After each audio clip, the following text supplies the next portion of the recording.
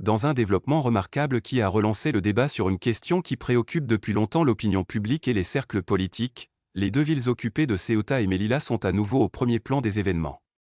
Dans un contexte de changement géopolitique rapide et de transformation régionale, de nombreuses questions se posent sur le sort de ces deux villes du nord du Maroc, sous administration espagnole depuis des siècles. Le moment de leur retour approche-t-il ?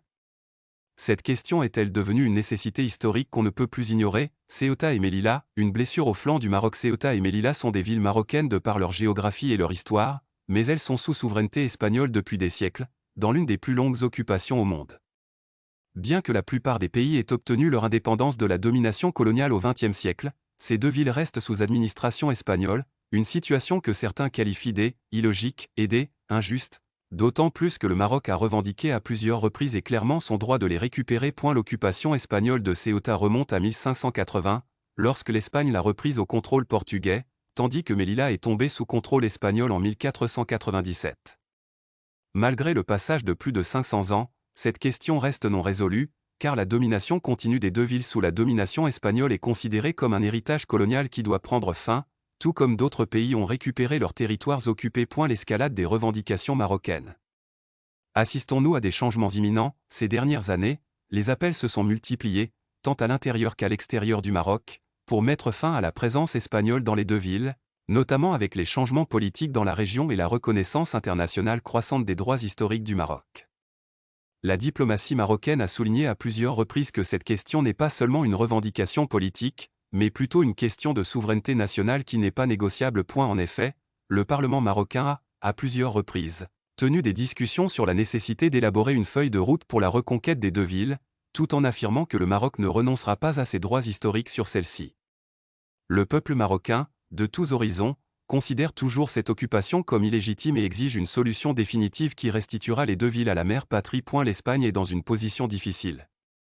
L'équation va-t-elle changer ? L'Espagne, pour sa part, se trouve confrontée à des défis croissants, avec une pression diplomatique marocaine croissante et des voix en Espagne même appelant à une reconsidération de sa politique envers Ceuta et Melilla. Ces dernières années, des crises récurrentes ont émergé à la frontière entre le Maroc et les deux villes, avec des vagues migratoires sans précédent se produisant le long de la frontière, laissant les deux villes dans un état de tension constante. L'économie locale de Ceuta et Melilla a également été fortement impactée par les décisions marocaines de mettre fin à la contrebande, rendant la situation encore plus difficile pour les Espagnols eux-mêmes, dont certains ont commencé à repenser l'avenir des deux villes. En effet, les politiciens espagnols ont commencé à s'interroger sur la faisabilité de continuer à contrôler Ceuta et Melilla, notamment avec l'escalade des tensions entre Rabat et Madrid ces dernières années, qui ont parfois conduit à de graves crises diplomatiques. Le soutien international au Maroc se traduira-t-il par un soutien réel ? L'un des développements les plus significatifs dans ce dossier est le changement de position internationale sur les questions souveraines du Maroc. Ces dernières années ont été marquées par des transformations importantes, notamment la reconnaissance par les États-Unis de la souveraineté marocaine sur le Sahara occidental, qui a renforcé la position de Rabat sur d'autres questions, notamment celle de Ceuta et Melilla. On observe également un changement notable dans la position de certains pays européens, dont beaucoup se rendent désormais compte que leurs intérêts avec le Maroc nécessitent de reconsidérer certaines questions en suspens. Notamment la question des deux villes occupées. Alors que le Maroc continue de renforcer son influence économique et politique dans la région, il est devenu clair que toute solution future doit prendre en compte les demandes légitimes du Maroc. Scénario futur, comment le Maroc peut-il récupérer ces villes occupées ? Alors que les discussions sur cette question s'intensifient, plusieurs scénarios émergent qui pourraient déterminer l'avenir de Ceuta et Melilla. Négociation de paix, la meilleure solution pour les deux parties pourrait être de s'asseoir à la table des négociations et de parvenir à une solution diplomatique qui rendrait les deux villes au Maroc de manière harmonieuse et garantissant les intérêts de tous. Bien que l'Espagne ait jusqu'à présent refusé tout dialogue sur cette question, la pression croissante pourrait finalement la pousser à négocier. Pression diplomatique continue, le Maroc s'appuie de plus en plus sur sa puissance diplomatique pour obtenir un soutien international à sa cause.